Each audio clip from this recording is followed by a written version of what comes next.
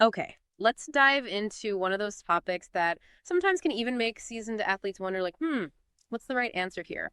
We're talking about stretching today. Should you do it before you work out? After? Is it even necessary? I know you've got questions. So today we're going to do a deep dive into the science to help you figure out the best warm-up routine that'll work for you. So we've got a great article here from LPS. It's a training center. And I know you're looking for those golden nuggets, right? Like, how do I improve my performance? How do I avoid getting injured without feeling like I just spent an hour in a yoga class? So let's unpack all of this together with our expert. So first up, let's tackle those two main types of stretching that we hear about all the time, static and dynamic. So static stretching is all about holding those poses, like when you reach for your toes, or doing a calf stretch against the wall.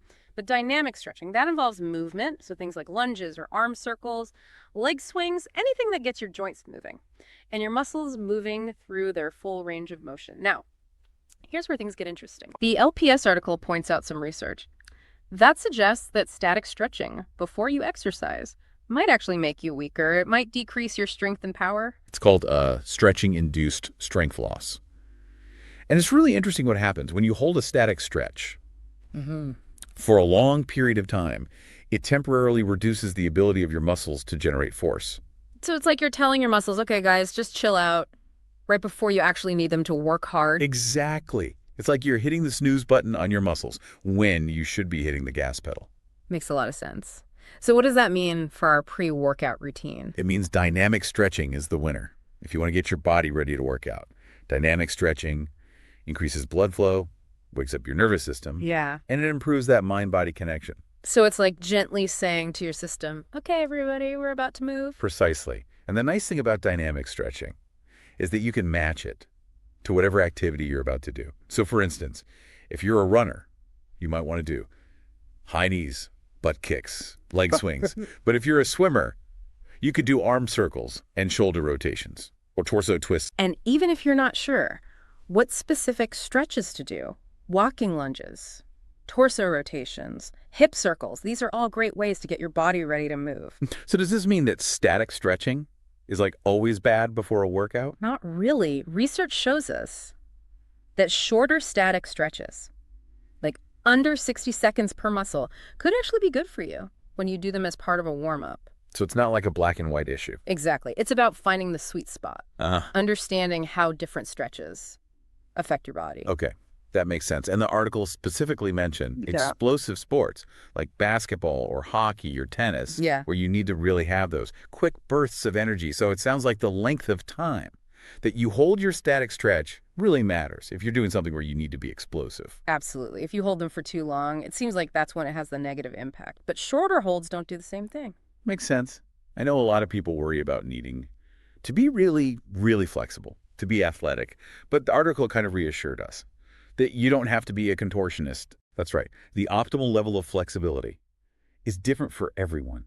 It depends on what you're doing. So you don't need to be able to do the splits to run a marathon or play basketball. Exactly. You just need to find the range of motion that works for whatever activity you're doing. That's a good way to put it.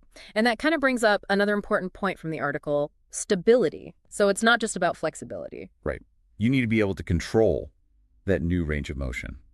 Strength and stability are important for preventing injury and performing at your best. And the article had a great example about weightlifting. Imagine you're doing a squat if your muscles are too relaxed. From holding a static stretch too long, it might actually be harder to keep good form and control the weight. So it's not just about how far you can stretch, it's about how strong you are in that position. Exactly. You need both flexibility and strength. So important. It's like having a powerful engine, but shaky brakes. You need both to be working well together. Good analogy. Yeah. And that goes back to the main reason why we warm up. It's not just about stretching. It's about getting your body ready for any activity. Okay. So let's talk about putting together a warm-up routine. That incorporates all of these things. What do you think? Okay. I would start with some light cardio. Something like jogging in place, jumping jacks to get your blood flowing. Then go into some dynamic stretches, focusing on the muscles you're going to be using, like we talked about. Right. Like lunges and arm circles, torso rotations. Yeah. And then, if you need to, add in a few short static stretches for areas that feel tight. But keep those stretches short, under 60 seconds each. Exactly. And always pay attention to your body. Adjust based on what you're feeling. Good advice. So we've talked about stretching before your workout pretty thoroughly, I think. And now let's switch gears a little, talk about what happens after your workout. Sounds good. Let's dive into that. Post-workout stretching and how that can help you recover. So after we've finished a great workout, is that when static stretching comes in? Yeah. The LPS article really recommends stretching after you work out. Like it's kind of a reward for your muscles. Yeah. Give them as love. Okay. So what's going on? Like, what's the science behind it in our muscles when we stretch after we work out? Stretching after a workout helps your muscles relax. It can reduce that tension that builds up when you're exercising, and it can actually improve your flexibility over time. Like think about how your muscles feel. When you've just finished a hard workout, they're kind of tight, a little bit contracted. Yeah. Sometimes it feels like they're all like bunched up. Right. Yeah. So static stretching after you work out helps to kind of lengthen them back out again, and it reduces that tight feeling. Yeah. I can definitely relate to that. So are there certain stretches that are especially good for doing as a cool down? There are. The article mixes a few, like the Core 4 stretch wave, which is from stretch to win. It's really good for opening up your hips, your chest, Yeah. and your spine, all those areas. That can get tight after a workout. So it's a little more dynamic than the typical static stretch. It is. It's got kind of a flow to it. Yeah. You go from a squat to a hip flexor stretch, Right. to a thoracic rotation. It's almost like a mini yoga flow. Yeah. I've actually tried that one. And it feels amazing. It's like a whole body reset. So what are some of the other stretches that the article mentioned that stood out to Where you? the money is. The world's greatest stretch. It's really simple, but super effective. It targets your hamstrings, your hip flexors, Hmm. and your inner groin. Those are all important areas for a lot of athletes. Yeah. And I like that stretch because you can modify it depending on your flexibility. Like you can do it standing or kneeling. You can even do it sitting down. That's right. It's a good one to have in your repertoire. And you can adjust it as you get more flexible. Now, the last stretch they mentioned might surprise you. Ooh. I'm intrigued. Tell me more. It's walking, like you just won $1 billion. Wait, really? That's a stretch. I know it sounds funny, but think about it. When you walk with good posture, a nice arm swing, like you're full of energy and joy, you're basically engaging your whole body in a gentle, dynamic way. That's so true. I never thought about it like that. But it makes sense. It's like being mindful. Yeah. About how you move. Yeah. It's of that mind-body connection, feeling that freedom in your movement and having a little fun. And that Yeah. positive energy can really help your body and mind recover. I love that. So Oh. we've covered a lot. Maybe we should just do a quick recap of the key takeaways about stretching before and after workouts. Yeah, that's always good. You summarize what we've learned. Okay, let's start with dynamic stretching. It seems like that's the best thing to do before a workout. It gets your blood flowing, it activates your muscles, and it helps you avoid that strength loss that we talked about with static stretching. Exactly. It's like that gentle wake-up call for your body. And it's so versatile, too. We talked about how you can choose dynamic stretches that are specific to whatever activity you're doing. And if you're not sure what stretches to do, you could always fall back on those general movements, like lunges, arm circles, torso Yeah. rotations. Those are great for just about everything. Perfect. Now, static stretching. We kind of made it sound bad at first, but it sounds like it's not as bad as we thought. No. The key is really the timing and the duration. Short, static stretches, less than a minute, can actually be good for you, especially if you incorporate them into a warm-up. And it's important to think about what you're going to be doing. Like if you need that explosive power. Right. If you're a power athlete, you might want to be a little more careful about doing static stretches before a workout.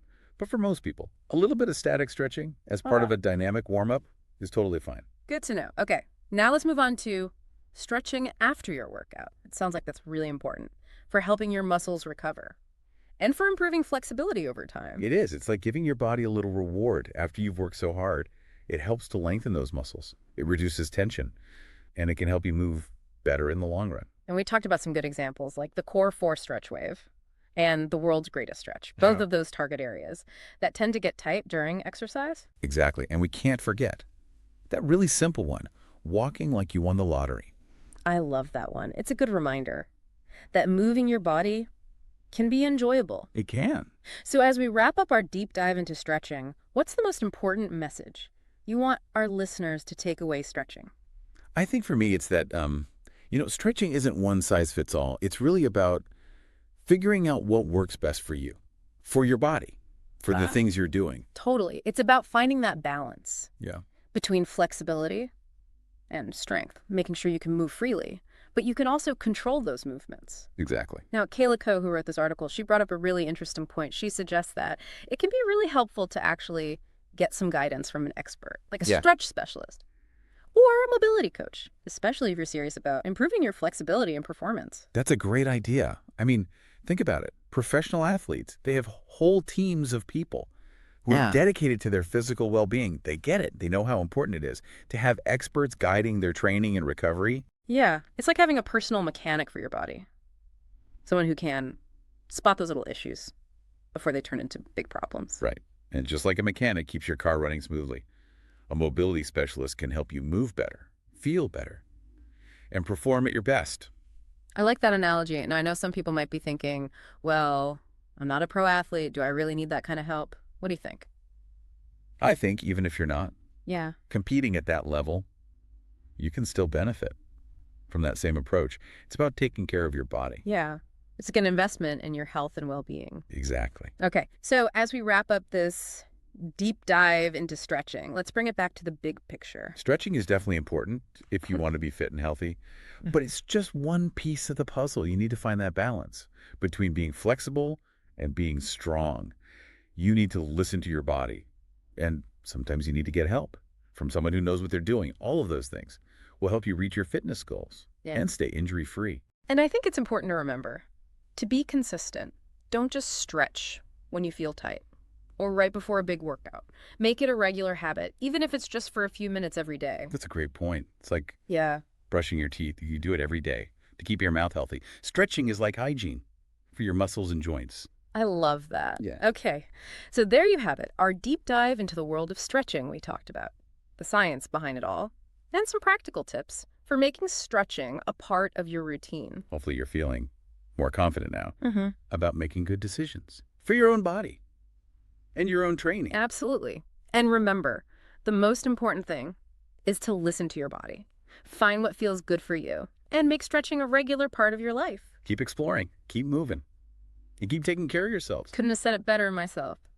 Well, that's it for today's deep dive. We'll be back soon with more answers to your fitness questions. Until then, stay curious and keep moving.